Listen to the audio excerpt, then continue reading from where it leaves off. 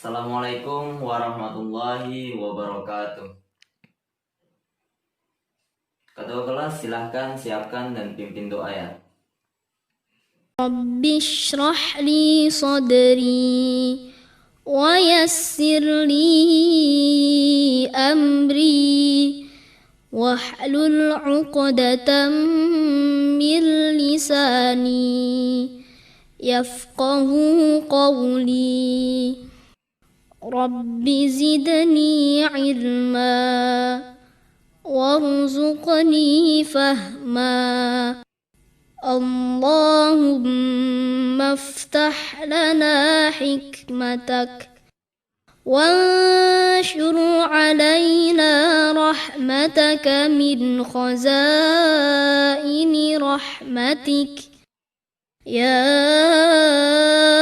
arhamar rahimin. Amin ya rabbal alamin. Selamat pagi semuanya. Apa kabar? Kalian semua hari ini? Alhamdulillah, saya juga baik. Oh iya, Gus, itu isi dulu kursi yang paling depan. Iya, itu tuh. Isi dulu, Gus. Jangan di belakang. Gus sudah kecil malah di belakang. Nanti nggak kelihatan papan tulis, Gus. Nah, iya gitu. Kan kelihatan gantengnya si Agus. Bapak absen dulu ya. Agus Iki. Agus Iki hadir nih. Awaludin Sah Siregar. Awal. Oh iya awal. Erwin Pratama Putra. Erwin, diam aja si Erwin. John Ismet. Ihsan Ramadan. Walah, si Ihsan. Kok nggak pakai seragam batik, San? Hari ini kan hari Rabu, San. Kenapa? Kekecilan? San. Makanya Ihsan jangan terlalu banyak makan, San. Makannya dikurang-kurangin. Ini belum satu semester bajunya udah kekecilan. Udah sih, nggak apa-apa, San. Tandanya kamu sehat. Selanjutnya Said Hakam Bahri. Ada? Oh, hadir. Muhammad Kamil Ashidik. Mana si Kamil? Gak ada kabar. Kalian semua gak ada yang tahu Kamil kemana? Tolong udah sering nih gak masuk jam pelajaran Bapak. Tolong nanti kalian yang jumpa Kamil ya diingatkan masuk. Udah sering dia gak masuk jam pelajaran Bapak. Nanti repot malah ketinggalan materi dia. Kita kan bentar lagi mau UAS. Baik, sebelum kita masuk pada materi pembelajaran kita hari ini, Bapak ingin bertanya dulu sama kalian semua. Siapa yang masih ingat materi minggu lalu? Yuk, siapa yang masih ingat? Yang berani, yang ingat, silahkan tunjuk tangan buat menjelaskan sedikit tentang materi minggu lalu. Oh, awal. Ya, awal. Silahkan, awal. Beri tepuk tangan dulu buat awal yang udah berani buat menyampaikan pendapatnya.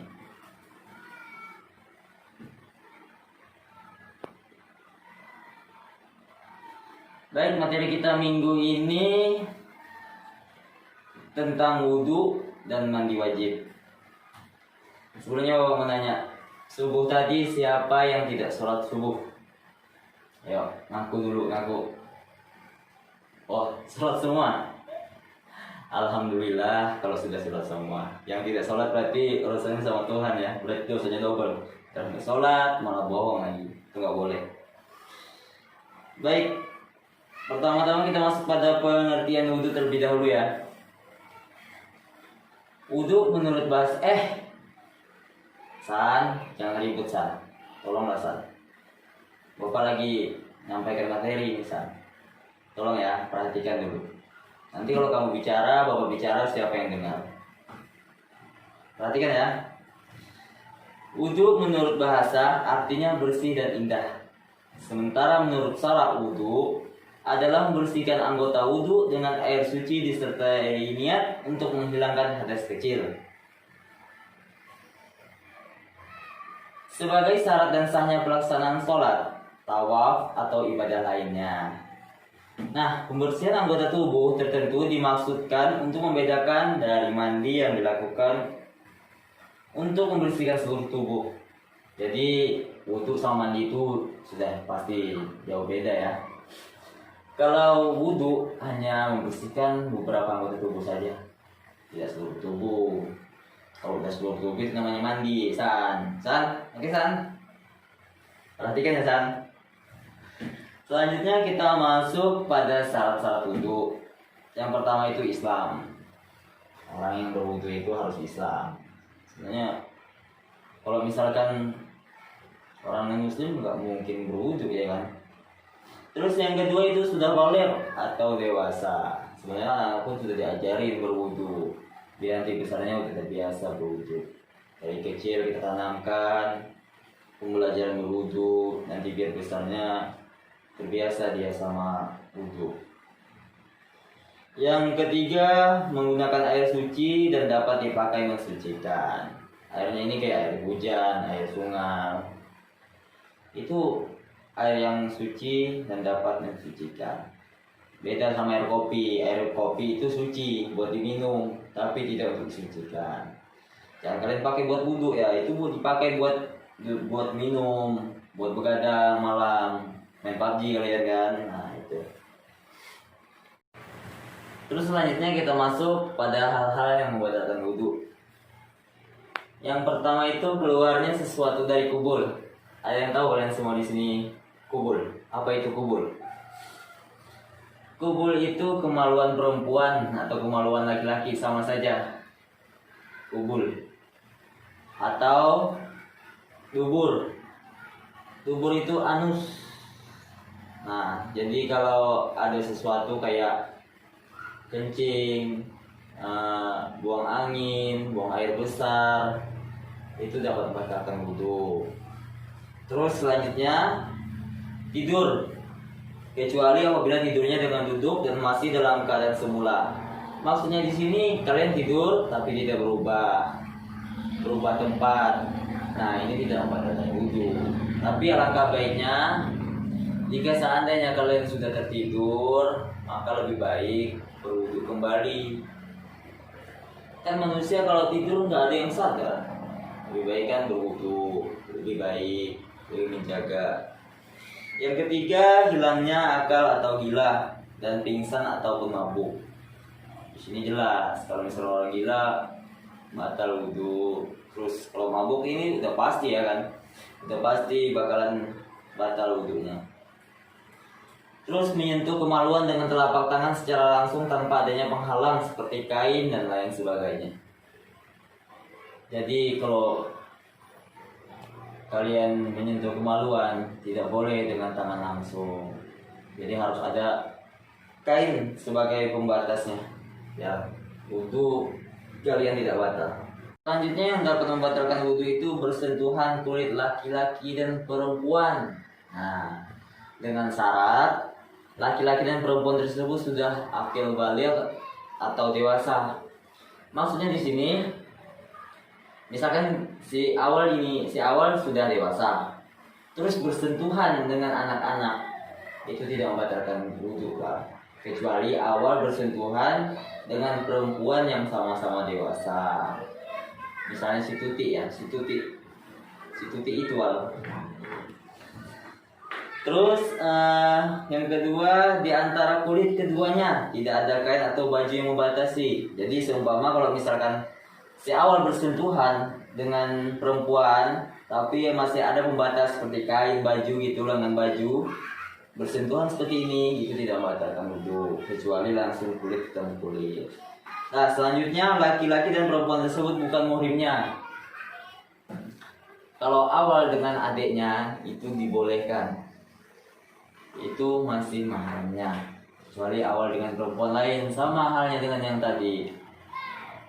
Nah itu tadi penjelasan mengenai hal-hal yang dapat membatalkan wudhu.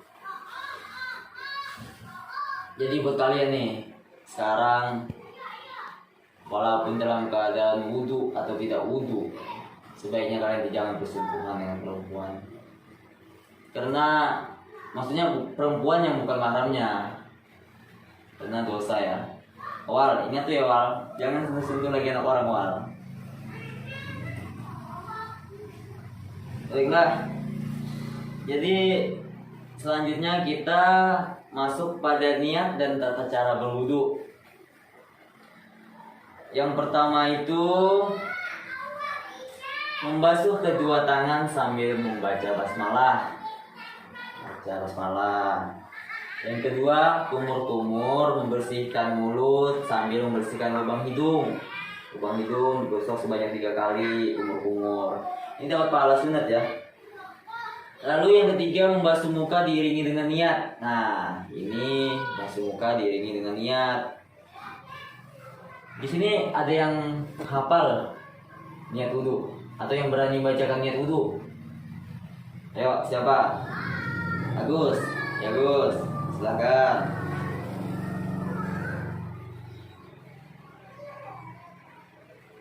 Bagus. Itu tadi niat wudu ya. Jadi niat wudu itu nawaitu wudu'a li rafil hadasil asghari fardalillahi ta'ala. Sahaja aku berwudu menghilangkan hadas kecil fardu karena Allah Ta'ala. Lanjut, yang keempat, membasuh kedua tangan sebanyak 3 kali, diawali dengan tangan yang kanan, lalu diakhiri dengan tangan yang kiri. Itu 3 kali ya, sampai dari ujung jari sampai ke siku. 3 kali, diawali yang kanan, terus yang kiri. Selanjutnya, kita membasuh atau mengusap sebagian kepala atau rambut di sini sebanyak 3 kali. 3 kali ya. Terus selanjutnya bersih daun telinga sebanyak 3 kali. Ini sama saja, diawali dengan yang kanan 3 kali, bersihkan luar dan dalamnya ya. Bersihkan 3 kanan 3 kali, kirinya juga 3 kali. Selanjutnya dilanjutkan dengan membasuh kedua kaki sebanyak 3 kali. Ini sama semua, diawali dengan yang kanan dan diakhiri dengan kaki yang kiri. 3 kali. Mencucinya itu sampai mata kaki, sampai sini. Nah, setelah itu terakhir doa. Siapa di sini yang hafal doa? Doa setelah berwudu. Oh, Erwin. Silahkan Win.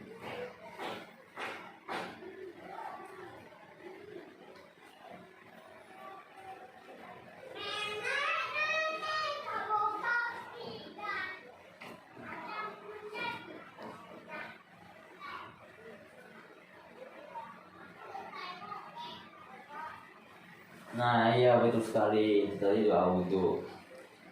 Jadi doa wudu itu asyhadu an la ilaha illallah wa la syarikalah wa asyhadu anna Muhammadan abduhu wa rasuluh. Allahumma shalli tawbina wa shalli minal mutatahirin wa shalli min ibadika sholihin. Nah, jadi Bapak punya cara buat menghafal tata cara berwudu nih. Biar gampang diingat, biar nggak lupa ya kan. Dengerin Bapak dulu ya, habis itu baru kita coba sama-sama. Tepuk wudu. Baca basmalah sambil cuci tangan. Kumur-kumur basuh hidung, basuh muka. Cuci tangan sampai siku, kepala dan telinga. Terakhir cuci kaki lalu doa. Amin. Yo, bisa. Ayo kita coba bareng-bareng ya. Tepuk wudu. Baca basmalah sambil cuci tangan. Kumur-kumur basuh hidung, basuh muka. Tangan sampai ke siku, kepala dan telinga. Terakhir cuci kaki lalu doa. Amin. Nah, itu tadi dia cara buat menghafal tata cara berwudu. Jadi mulai sekarang mulailah kalian terapkan berwudu, sholat. Oh iya, pas pulang dari sekolah jangan lupa kalian ajarkan sama adik kalian di rumah. Biar dari kecil dia udah terbiasa berwudu, ya kan? Sudah pandai berwudu, lanjutkan dengan sholat, kan bagus. Jadi adik kalian dari kecil sudah terbiasa berwudunya, iya. Nanti dewasanya pas udah dewasa kan semuanya jadi terbiasa. Sholatnya rajin, ibadahnya rajin, kan keluarga bangga sama adik yang kayak gitu. Baik, kita sampai pada materi terakhir kita atau pembahasan terakhir kita pada pembelajaran hari ini, yaitu materi terakhir kita ketentuan-ketentuan mandi wajib. John, Erwin, tolong ya, jangan langsung ngobrol aja, perhatikan dulu. Ini loh materi terakhir kita. Habis ini kita pulang. Oke? Perhatikan ya. Baik, yang pertama itu pengertian mandi wajib. Mandi wajib dalam bahasa Arab disebut ghusl. Menurut bahasa, mandi adalah mengguyurkan air pada sesuatu. Sementara itu, mandi menurut syara adalah menuangkan air suci pada seluruh badan dengan disertai niat. Niat mandi wajib ini untuk menghilangkan hadas besar, seperti keluarnya air mani. Itu saat terjaga maupun waktu tertidur, haid, dan bersetubuh. Nah, sebelumnya Bapak mau nanya, di sini siapa yang sudah hafal mandi wajib? Ada? Siapa yang sudah hafal mandi wajib, niat mandi wajib? Belum ada? Ya sudah, kalau belum ada. Tapi berarti belum ada yang balik di sini, belum ada yang dewasa. Masa iya? Oh, ya sudah. Kita lanjut. Jadi, seseorang itu ditandai dengan dewasanya dia atau akhir baliknya dia. Biasanya laki-laki itu ditandai dengan mimpi basah. Bukan mimpi basah kencing di kamar, bukan mimpi yang itu. Jadi mimpi yang mengeluarkan, mohon maaf sebelumnya, mimpi mengeluarkan air mani. Nah, itu bagi yang laki-laki salah satu tanda kalau dia udah berbalik. Terus yang kalau untuk perempuan biasanya ditandai dengan keluarnya haid atau datang bulan. Nah, jadi itu tanda-tanda akhir baliknya seseorang. Baik, selanjutnya kita masuk pada sebab-sebab mandi wajib. Nah, ada beberapa alasan mengapa seseorang tersebut harus melakukan mandi wajib atau diwajibkan untuk mandi wajib. Di antaranya yang pertama itu keluarnya air mani.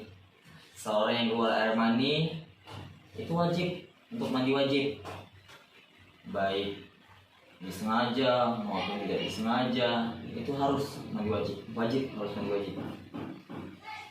Yang kedua meninggal dunia. Yang ketiga haid dan nifas. Yang keempat melahirkan.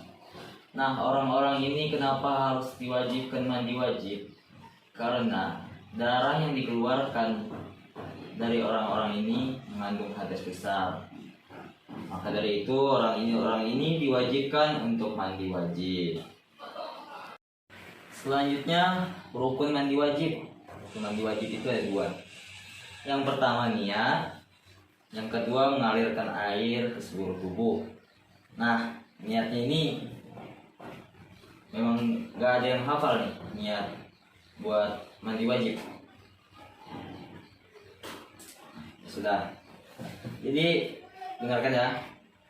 Niatnya itu nawaitu ghusla li rafil hadasil akbari fardalillahi ta'ala. Aku berniat mandi untuk menghilangkan hadas besar fardu karena Allah. Jadi itu tadi niat dari mandi wajib. Ketika mau mandi wajib itu niatnya. Nah, yang kedua itu mengalirkan air ke seluruh tubuh. Kita mandi dari mulai kepala sampai ke ujung kaki itu harus basah semua. Di sela-sela tangan, kuping, ketiak, itu semuanya harus dialiri air, harus terkena air. Nah, berikutnya itu sunnah-sunnah mandi wajib. Sunnah-sunnahnya nih.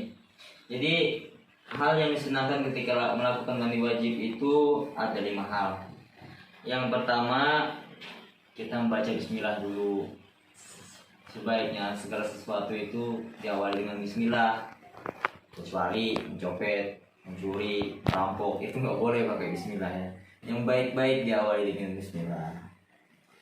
Jadi yang keduanya berwudu sebelum mandi. Kita berwudu layaknya orang akan melakukan sholat. Jadi kita berwudu lebih dahulu. Berwudu seperti biasanya berwudu ketika kita mau melakukan sholat. Yang ketiga, menggosok badan sebelum mandi. Jadi menggosok badan, membersihkan kemaluan, membersihkan sela jari, kaki, apa segalanya terlebih dahulu. Terus yang ketiga, mendahulukan anggota badan yang kanan daripada yang kiri. Nah, jadi ketika melakukan mandi wajib, sama halnya dengan berwudu, segala sesuatu itu harus diawali dengan yang kanan terlebih dahulu. Kemudian yang terakhir itu tertib. Nah, selanjutnya kita masuk kepada tata cara mandinya. Sebuah hadis dari Aisyah radhiyallahu an yang menceritakan karena apa Rasulullah SAW mandi adalah Rasulullah SAW suka mandi dari 4 macam, dari jinabat, hari Jumat, lantaran diambil darah, dan lantaran memandikan mayat. Hadis riwayat Abu Daud. Di sini tata cara mandi yang dilakukan Rasulullah SAW ada beberapa hal. Ini ya. Yang pertama, dimulai dengan mencuci kedua tangan sebanyak 3 kali. Cuci kedua tangan terlebih dahulu sebanyak 3 kali. Awali dengan yang kanan. Sambil sembari baca bismillah ya ini ya. Sembari baca bismillah, cuci kedua tangan. Terus yang kedua itu mencuci kemaluan. Jadi kemaluan lebih terdahulu dicuci menggunakan sabun. Setelah itu dicuci lagi dengan air bersih. Yang ketiga, berwudu secara sempurna. Nah, ini berwudu seperti layaknya kita sholat, melakukan wudu dari awal cuci tangan, cuci muka sampai cuci kaki. Terus setelah itu menuangkan air ke atas kepala sebanyak 3 kali. Jadi kita mandi sembari membaca niat, tuangkan air dari kepala sambil mengusap-usap rambut agar air masuk. Ini dilakukan sebanyak 3 kali. Terus yang terakhir itu mengalirkan air ke seluruh badan, dari sebelah yang kanan juga, dari yang sebelah kanan terus kiri. Tidak lupa pula bagian-bagian yang kecil itu kayak sela-sela tangan, ketiak, pusar, lubang-lubang telinga, itu segalanya harus dibersihkan, harus dialiri air. Nah, itu dia pembahasan kita pada hari ini, dari mulai wudu sampai mandi wajib. Jadi buat kalian yang belum hafal wudu segera dihafal, yang sudah hafal diajarkan ke adik-adiknya biar nanti adiknya juga pandai berwudu. Yang belum hafal tuh doa yang belum hafal niat mandi wajib segera dihafal, kan ini bentar lagi udah mau balik, udah mau dewasa. Jadi persiapan buat kalian nanti ketika balik sudah hafal, gak sibuk lagi buat nanya-nanya. Baiklah, sepertinya waktu kita sudah hampir habis. Oh iya, Bapak punya tugas buat kalian di rumah. Ini ada soal di halaman 21. Iya, di LKS ya. Kerjakan. Ada 10 soal yang objektif, terus yang esai itu dikerjakan ya. Yang esai tulis di apa? Di kertas lembar aja. Iya, langsung jawab aja. Oh iya. Di sini Bapak ingin berpesan sama kalian semua. Tolong ya. Bapak minta tolong. Janganlah terlalu sering libur. Terlagi kan kita mau UAS. Kalau nggak ada hal yang penting, nggak ada hal yang besar, mending nggak usah libur. Nanti malah ketinggalan materi. Sayang kan? Terus satu lagi, kalian di sini dititipin sama orang tua, suruh sekolah yang benar, yang rajin, belajar yang rajin. Orang tua kalian pengen kalian tuh pandai. Orang tua kasihan loh, banting tulang, nyariin uang buat biaya kita sekolah. Kalian malah malas-malas, dan gak boleh gitu ya, banggakan orang tua. Itu sih pesan bapak. Terus sebelum materi kita cukupkan sampai di sini, ada yang masih ingin ditanyakan? Apa ada masih yang kurang? Ada? Baiklah, jika tidak ada, sekolah kita pada hari ini cukup sampai di sini. Bapak mohon maaf jika ada kesalahan dan kekurangan. Akhir kata, wabillahi taufiq wal hidayah. Wassalamualaikum warahmatullahi wabarakatuh.